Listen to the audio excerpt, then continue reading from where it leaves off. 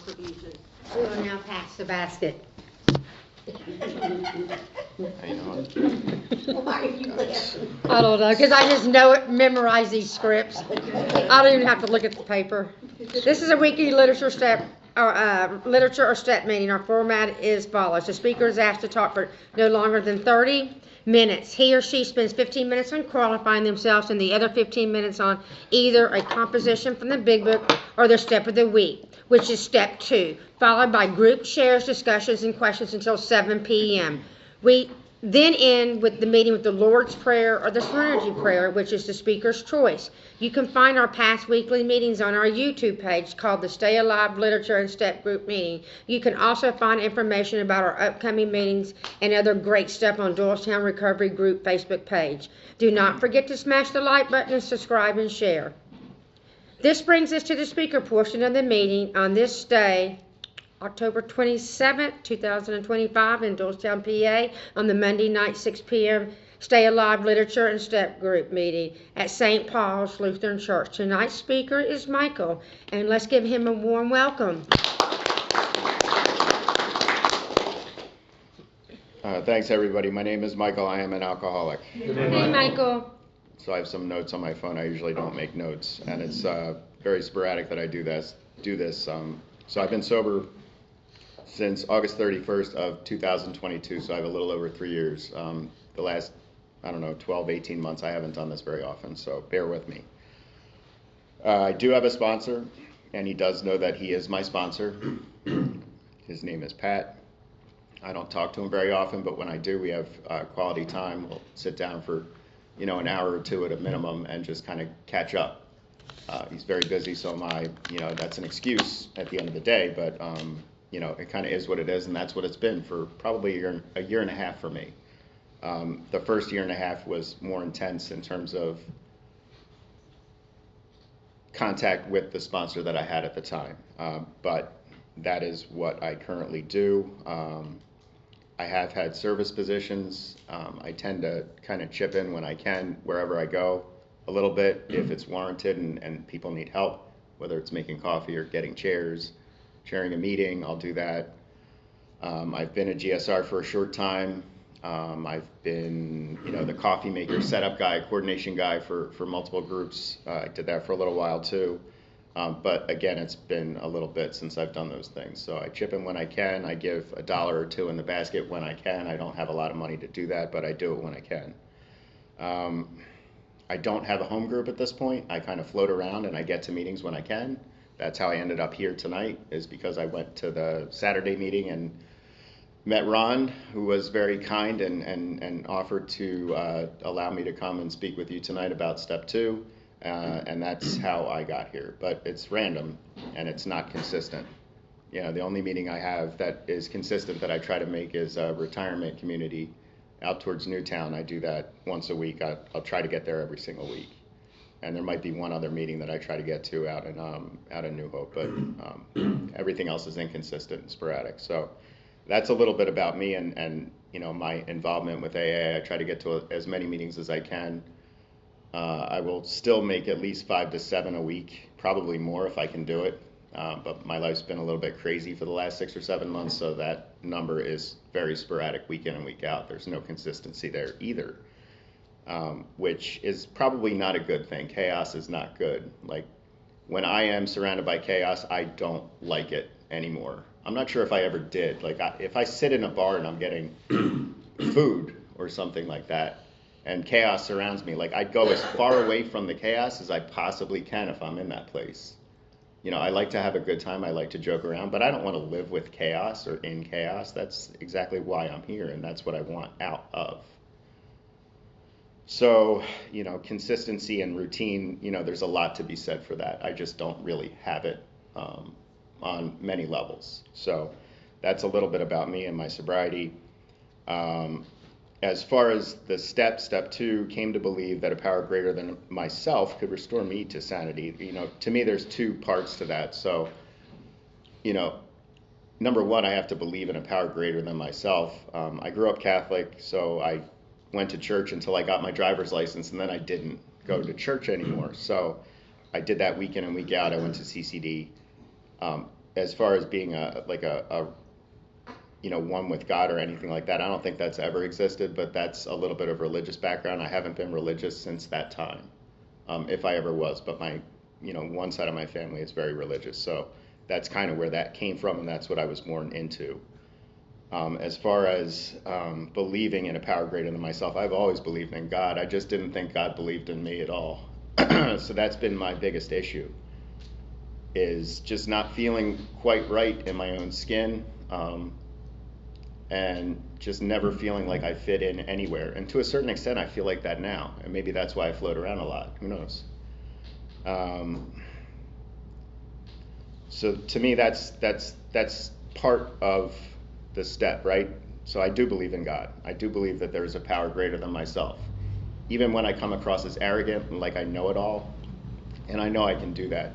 I have a little bit of education and I have a little bit of intelligence with the 1 or 2 brain cells that are remaining in my head, and I can trick myself into thinking I'm always right. And when I'm wrong, I'm usually so wrong it really hurts me. So it doesn't matter how often I can speculate and kind of guess the answer. When I'm wrong, I'm dead wrong, and I can take people with me at that point. So that's the danger for me that I see. But I do believe that there is a power greater than myself. So that's the first part of the step for me. Could restore me to sanity.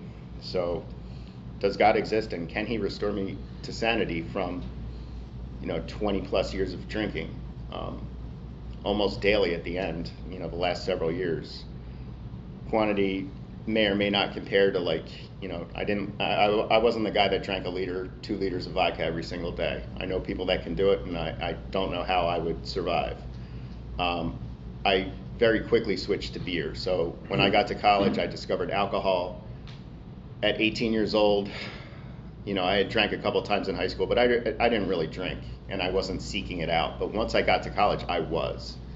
And I was seeking it out continuously for the rest of my life, really, up until I got sober, when the obsession to seek it out was lifted by God. I was fortunate that happened a few days after I quit drinking, and I can't explain that, because I didn't work the steps. I didn't do anything to deserve that, but that's what happened. But I realized once I started drinking, within 2, 3 parties of just going out and getting just drunk as could be, I would start blacking out. Like within 2 or 3 times, I was blacking out. So I was drinking alcoholically, even though I didn't start right away, when I was 10 or 11 or 12 or 13. I was drinking like I had started back then, and here I am now, I'm blacking out, and I'm drinking a bottle of Jim Beam 2 months in, and waking up not being able to feel my right leg because I have nerve damage. I just drank a gallon of vodka or whatever I did the night before. I couldn't remember anything.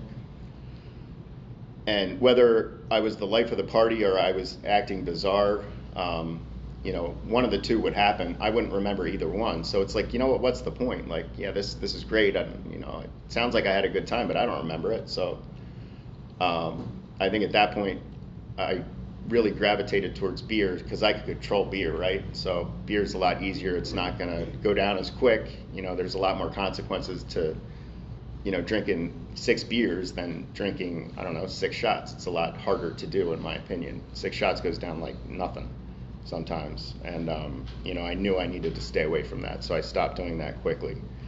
So for the most part, I drank beer.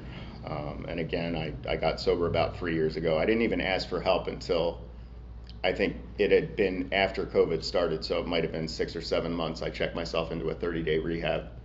I talked to the counselor for, an hour, and just just let it all hang out. And they picked me up a couple hours after I got off the phone, and I was pretty gung-ho about it, but I didn't make it because I didn't work a program. Programs were offered to me. I just didn't really do it correctly, or do it correctly for me at the time, whatever that really means. I kind of had my excuses and my cop-outs, and oh, boo-hoo, poor me, it's not fair, everyone hates me, I'm gonna drink now, or whatever it was. I think it was one person in specific. So it didn't really matter because the only step, even though this is a step 2 meeting, that I have to get right is step 1, right? As long as I don't take that first drink, I'm not gonna get drunk, and I'm not gonna get back into that cycle of where I have a continuous obsession to get drunk again. And that's what scares me the most. It's not that I'll go out and fuck up or get a DUI or anything. Like, I can plan better than that, right? For the first time anyway, I can. You know, but what do I do tomorrow when I wake up? It's not just the hangover, it's everything else. It's the obsession. And then the judgment goes, you know, your brain goes, I get mentally ill. Not only am I fearful and anxious again for no reason, but like my judgment goes, and like it's a good idea to drive home because Uber costs a lot of money. Like, really, it does. It adds up. I've done it sober. You know, going from like Newtown to Holland for 3 miles once a day is like still $30. Like, that adds up quick if you don't drive. So if you're drinking and getting drunk, you're going from bar to bar every single day. That's a big expense. That's a big line item on your corporate expense account, and I don't have one anymore, but I used to.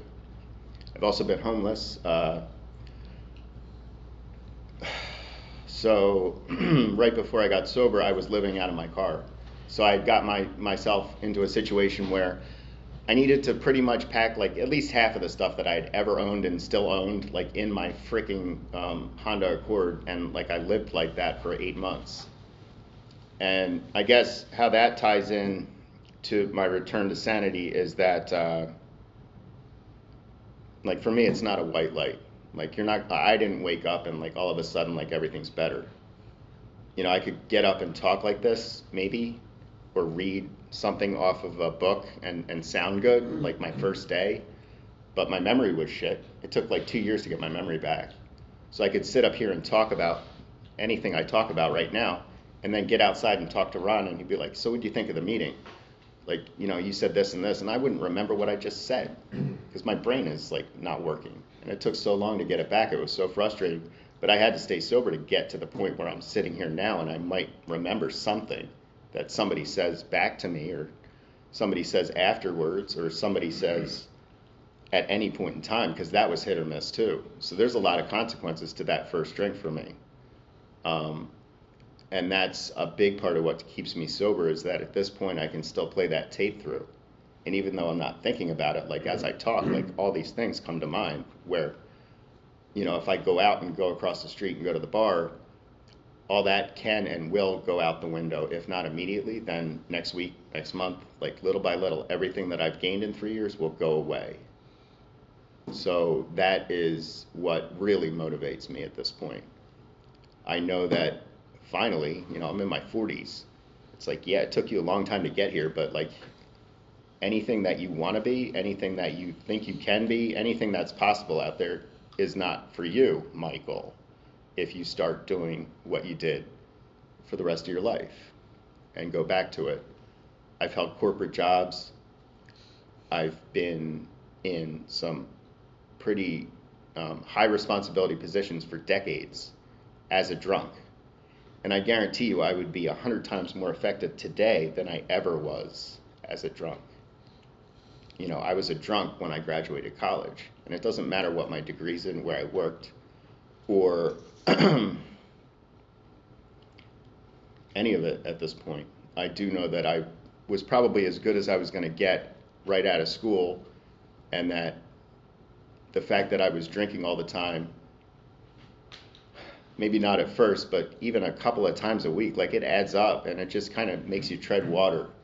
Like you go to class and you don't want to learn anymore, you just want the A or the B, or maybe it's hard and you have to do stuff. Maybe you'll take the C at that point. Like, you're not there to learn, you're just there to get what you want, which is the degree, and get the job and get the money. And like very quickly it was to isolate, drink, and just kind of exist, and hopefully God would take me. Like I wouldn't wake up the next day and have to go through it anymore. But you gotta exist, right? You gotta eat, you gotta survive. And like that's what's expected of you. So that, in large part, was a lot of my life. So I don't want to go back to that. So, you know, being able to say those things, it's like, yeah, that's part of the return to sanity, right? To realize that and to know it and to believe it. To sit here and bullshit, like, yeah, I can do that too, but what's the point? There's none. So, like, that's the real stuff for me. So there's a lot of stuff that I would say is and are indicators that, you know, I am returning to sanity. And some of it's surprising. Like, it took 6 months to clean that car out. I actually had a stable place to live, and like for whatever reason, I couldn't clean my car out. I'm like, really? It took 6 months to try. And there's so many things like just nervous system wise and brain wise, like I can explain it like scientifically why I couldn't do it for 6 months. But I really couldn't do it for 6 months. I wasn't lazy. I couldn't do it. I have a car stand for my phone, so I can just go and just sit there on video chat if I want while I drive or talk or surf the internet, right? Everyone has one. It's like $20. It broke years ago before I got sober. It took me 18 months to fix it because I was going to replace it. I would just complain about it. And it took 18 months to figure out, oh, just screw it in and the phone's tighter. Good job. Year and a half. I really couldn't do it. I'd looked at it before. So, that's real. Took a year to read a book, a couple hundred pages, just fiction, just really not hard. But I couldn't remember stuff, so I wouldn't try. And I really didn't, I wasn't able to do that for a good year at least. It took 24 months to start to get short-term memory back to the point where if my sponsor was sitting here and he wanted to go into depth about anything in this meeting, whether I'm speaking or not, whether I share or not, just what's it about, general stuff, that took over 2 years. So I'm sitting here a little over 3. That's still real. That really did happen. It was really frustrating, but that's the price of going out at 6 months for me or a year for me. None of these things that incrementally have come back and get better, they all go out the window. So as time goes on, as miserable as I can be right now, I could be very miserable or I could be very happy. I don't know. And it doesn't really matter which, but if I choose to do what I've done for my whole life, then a lot of things go out the window. So it's not just that I'm depressed and life sucks and God hates me and no one likes me and I'll never get a job and my credit score's crap and my car's broke and I can't get it fixed and my girlfriend left me or whatever the excuse is today or has been building to, all that still goes out the window. And I'm still with all that stuff, so why am I going to do that? So I'm in a position now where I can fortunately kind of laugh at myself when I say it, yeah, right, I'm going to do that. No, I'm not. It's still tough though. I am tempted sometimes. I'll tell you what, it's really hard. Despite everything I just said, it is not easy to not drink sometimes, a lot of times. Even though that obsession is lifted and I don't crave it, and there are times when I would like to just say, screw it, I'm going to get drunk and just forget, go to sleep, or take away, that heart rate that just jumped by a factor of 2 for whatever reason. I don't like that, I'm going to fix it. So there are plenty of times when I'm in that spot. But I don't, and I think unconsciously and subconsciously, all this stuff that I'm saying is in my mind and it's still there. And it goes away, all this stuff, if I do that. So I don't. So I think the biggest challenges I have are, right now, self-consciousness, which has been a battle for my whole life. Everyone hates me, everyone's looking at me, everyone's, talking about me, kind of bullshit, paranoid schizophrenic stuff. You can keep your diagnosis because there's a 1,000-page book. I have it on my phone. I can reference it with the best of them. But that's kind of sort of along the lines of how I thought. I can play tricks on myself and just think, well, there's 20 people here and maybe there's stuff going on, and I can come up with 15 or 20 scenarios in a very short amount of time that are kind of plausible and logical. As to why, you're out to get me in one shape, way, or form. I can do that, and I have done that. I don't do it anymore, and that's what's getting better now. Really, without any medication, it's just time and experience and just knowing, why the heck, why would anyone be out to get me right now? Really? I don't think so, Mike. You're thinking crazy thoughts. So let it go. And that's prayer and meditation, just trying to keep my mind a little bit clear and get rid of those thoughts. But you have to let them come in. I have to let them come in if they come in. It's not very often, but I have to let it come in and I have to feel it and experience it and then say, you know what, that's bullshit. I'm I'm done. Let me move on to something that's real. Why would I waste my time on this? Whether it's real or not, if I can't control it, why am I wasting my time on it? Even if you're all out to get me and I can't do anything about it, like, why am I going to waste my last few minutes on earth? You know, we got till 7 o'clock until the meeting jumps me. Like, why am I going to waste my time worrying about 7 o'clock? Shit, I got 35 minutes to live. Come on.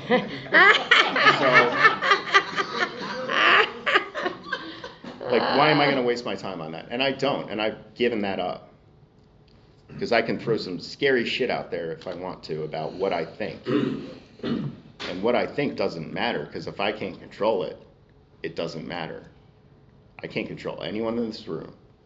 I can't control anybody outside. The only thing I can control is myself and really my reactions to what actually happens. You know, when the gun comes out and the knife comes out and the pitchfork comes out, then I have to say, okay, now it's time to get into fight or flight mode and respond. Or, you know, these days, hopefully just react.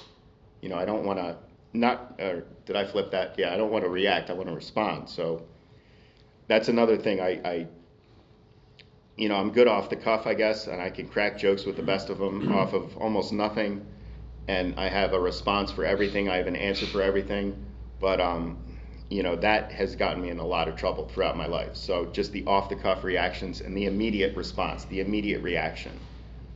You know, that gets a lot better over time. But that took, you know, maybe the last several months it's getting better. Because the first 2 years were challenging, especially with the brain thing. If you can't remember what's going on, like, yeah, it's hard to react and respond when you don't remember 5 minutes ago. Sometimes. And it's not even consistent. Like, sometimes you remember everything and then you have this sporadic memory, and then, yeah, it's challenging to try to be normal when you're in that state. So all this stuff takes time, and that's the point. So I look forward to like 3 years, 4 years, 5 years, 6 years, 10 years, all that stuff where they say it takes 5 years to get your marbles back, another 5 to figure out what to do with them, all that stuff. It's like, yeah, right, I'm not waiting 10 years. Like, what am I going to not work for 10 years? Well, I don't know. It's starting to make sense a little bit now at 3 years. It's a long time to wait. So I don't want to go back, so I don't want to go to the bar right now, even though it might be fun. Why would I want to go back?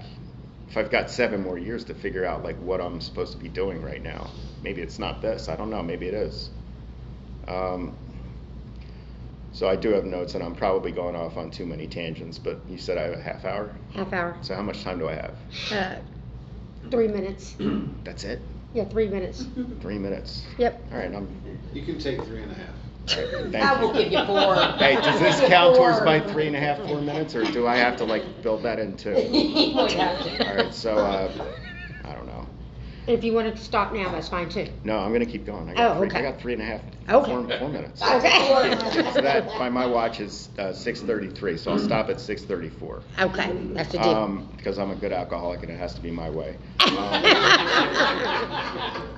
But yeah, all this shit, like, I mean, just the stuff before I even started drinking, like feeling apart and all that stuff, like that never went away. And like that just, it led me to, you know, like 13 years ago, I ended up in Doylestown State Hospital because I tried to like down a bottle of pills, and then I called the cops on myself after I drank like a case of beer too. I'm like, please, like I'm dying. And like the cop gets to my door, and like I'm talking like this, and I'm walking, and it's like I'm going to work tomorrow, and I've got a meeting at 9 o'clock. He's like, you're fine, just go to bed, like I'm going away. And I'm like, no, really, like I'm in trouble. I took all these pills and I can't throw up. And so he finally walks me down to the ambulance, and then I don't remember anything. I flatlined, and I ended up in handcuffs, like with a tube down my throat. So that's where it led me. That was a long time before I got sober, actually. So, I mean, that's where it leads. And even if you don't do that, like you have thoughts, like everybody seems to that I talk to. You all have, like everyone has thoughts about it, may or may not admit it, but like I actually did it one night. Unfortunately, I'm still here, but you know, I don't want to feel like that. So, and if I'm drinking, I will. And if I'm not feeling that way today, it'll be next week or next month or next year. And it'll be a lot quicker than a year, I think. So, you know, that memory motivates me too. You know, the meditation, I have trouble with it, but I think for me what really helped with prayer and meditation and believing in God, it's the same type of prayer that I guess sponsors tell their sponsees to say. It's like, yeah, you hate Ron. Well, pray for Ron. It's like, but I hate Ron. Well, pray for him. So, or I hate Mike. I hate Michael. I hate Deb back there. She's got my glasses. She stole them. And she follows me to meetings sometimes.